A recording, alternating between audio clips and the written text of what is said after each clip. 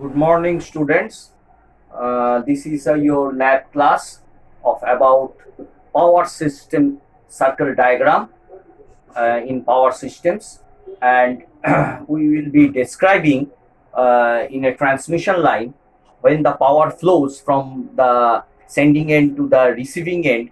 We can express this expression in the circle form, in a circular pattern, in a as this equation SR, the power received at the receiving end. One is the sending end, another is the receiving end. So power received at the receiving end can be expressed in this form.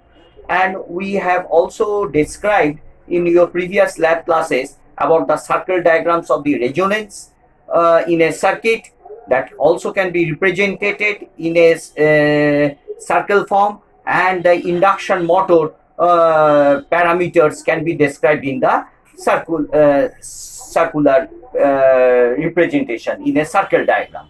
And in the power flow in a transmission line, that also can be represented in a circle diagram. Now, why we prefer circle diagram? So this is a graphical representation of the power flow, and to know what is the reactive power and what is the real power at any instant of the power factor of a system of a load, we can see without any mathematical intricacies in between. So to avoid all those mathematical analytical intricacies in the calculation, we pictorially or graphically represent the transmission flow through a circle diagram, as the mathematical equation itself can be represented in a polar form, and it represents the equation of a circle. As it represents the equation of a circle, we can represent it, and we can vectorically and graphically find out the values very quickly and easily.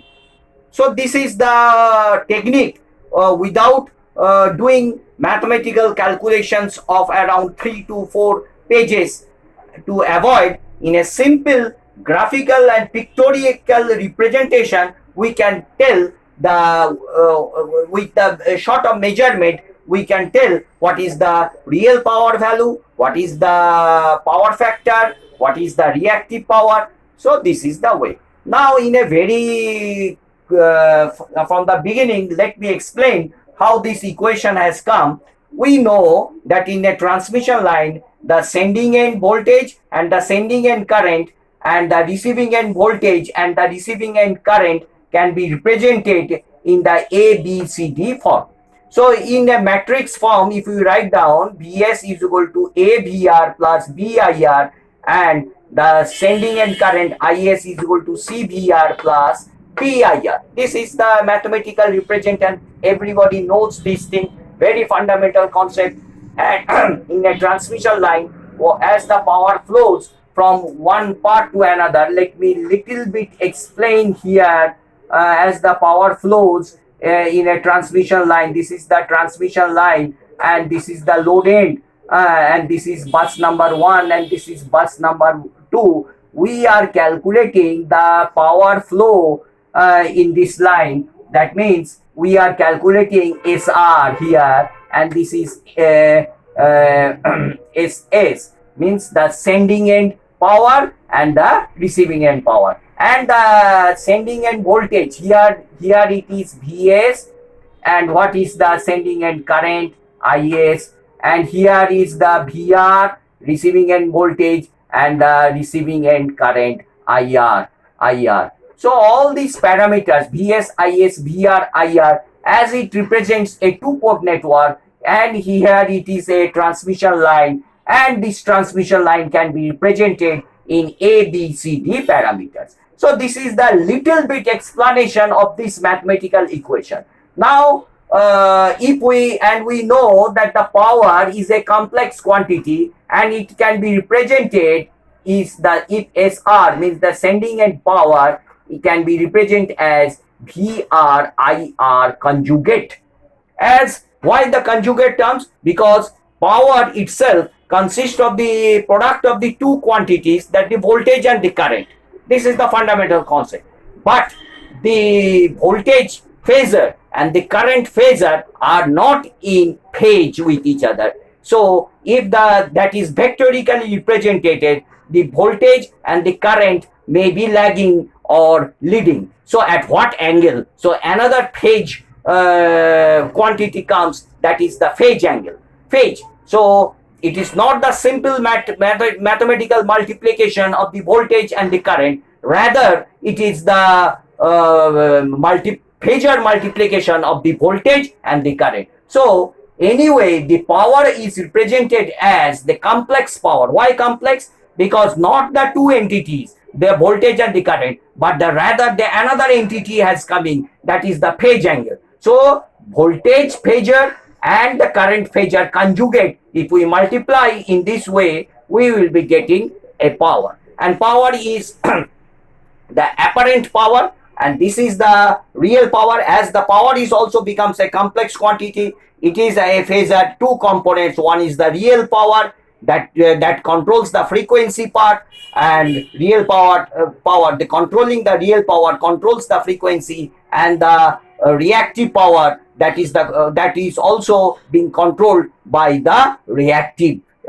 power injection in the voltage. That is the reactive power, and the voltage is being controlled to the reactive power, and the frequency is being controlled by the real power. So these are the previous understanding from the basics of the power transmission in a line. So anyway, we can represent. Now if we apply this formula, and if we find out VR in terms of, and all the calculations if we take, we will be getting SR as this one. Just I am rubbing this because this is not necessary for this part. Just for your understanding, I made you understand.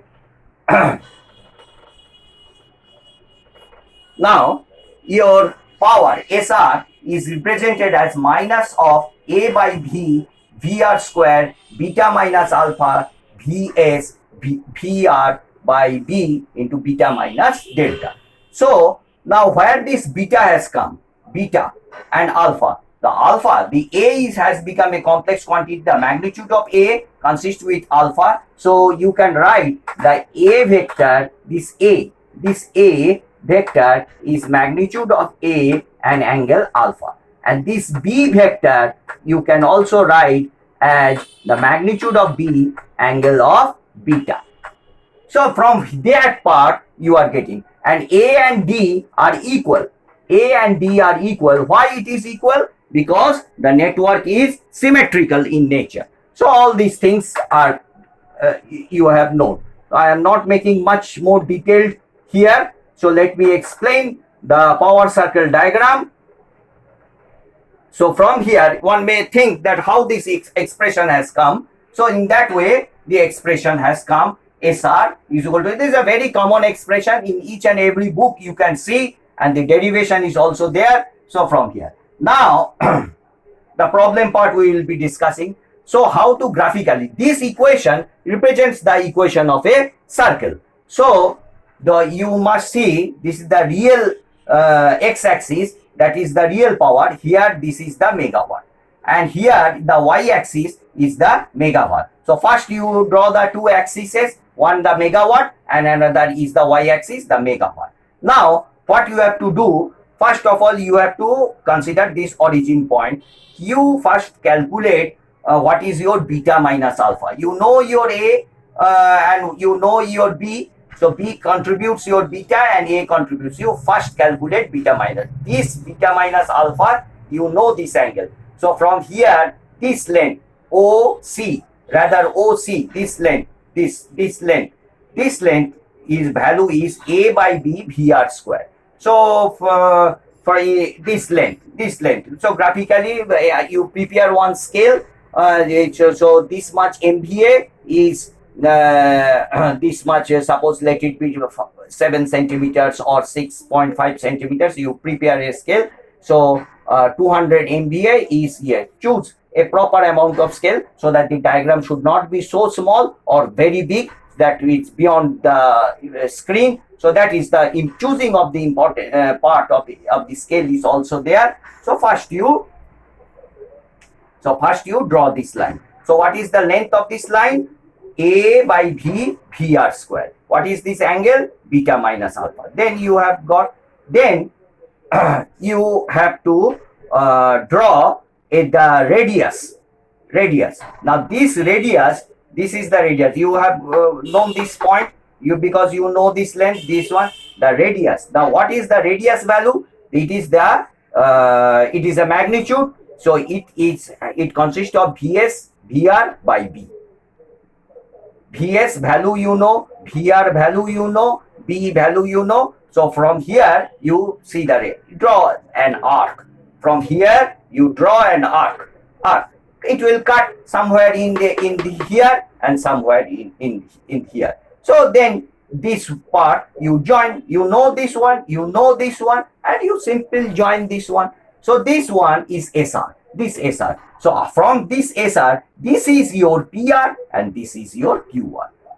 So the reactive part is this one and the real part is this one. So with this little bit understanding, you try to solve one of the problem. And this phasor, the final phasor, this you know. And if we know what is the megawatt, suppose the megawatt, and what is the power factor, if we know the load power factor, you know this one. If you know this one, you can know this one. So many ways you know. And moreover, the shortest one will be this one. So according to the calculation here, so the main thing is that this one length of the line, this angle and the radius, and this is the radius. CM is the radius. The radius I have written here, the radius is this vector. This vector is Vs, Vr by B, and this vector is AB, A by B, Vr square. And this angle is beta minus alpha. And this length, where it cuts, this length is PR, this length is Q1. So with this understanding, let us do one problem. So one problem has been given. The problem has been given like this. Let me tell you.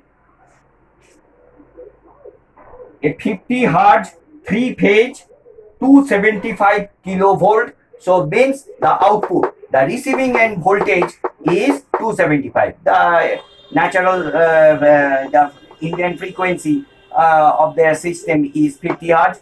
So 275 is the output voltage. Output voltage means the receiving end voltage, 275. And the length of the transmission line has been given as 400 kilometers. And the parameters are given. R is 0.035 ohm per kilometer per phase. Length, inductor length is 1.1 millihenry per kilometer per phase. And C has been given as 0.012 microfarad per kilometer per phase. So you calculate R. So simply you multiply 0.035 into 400. You will be getting the total resistance. X is equal to j omega L. So j omega L is your inductive reactance into small l means the length of the line. You multiply, you will be getting X. And if you know R and X, you will be getting Z, R plus JX, and Y. Y is the capacitance, shunt capacitance, the admittance of the line. So we are representing the pi representation of a transmission line that is modeled in a pi representation, not T. We are so the pi representation, you know that here it is a line impedance and here both are the shunt admittance. In this way, the pi is represented, pi form of representation. You can model this and you can get the values of A, B, and C and D. So Y contributes your C part. So let me rub this one, like for your understanding. We have represented pi representation. So Y value is j omega C L. You will be getting L, small l means the length of the line. So Y you will be getting. So under pi representation, the value of A is 1 plus half YZ we are getting. Now you see the A value, the angle alpha has been got as 0.7 degrees, and the B value is Z. What is Z? Z is 138.7. What is the beta? Beta value is 84.2. So B value is magnitude of B is 138.7 and beta is 84.2. So beta minus alpha you are getting, that is 83.5. So this angle becomes 83.5. Now what will be the length? A by B VR square. A by B VR square. A by B VR square, that comes about 488.5 MVA.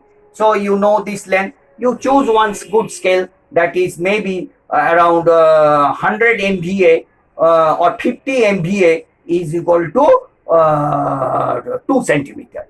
So what will be, if 50 MVA is 2 centimeter, what will be 488.5 MVA? That according to that proportionate, you draw this angle 83.5 and you draw this. So you know this point also. It will be a, because this angle is known and this vector is known.